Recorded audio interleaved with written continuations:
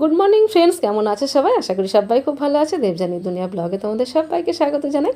আজ সকাল সকাল চলে এসেছি আমার উঠোন বাগানে। আজকে কিন্তু মাটি দেওয়ার কাজটা স্টার্ট হয়েছে। এর আগের দিনই তোমাদের আমি বলেছিলাম যে লঙ্কা গাছের গোড়াগুলো একটু পরিষ্কার করে নিয়েছি।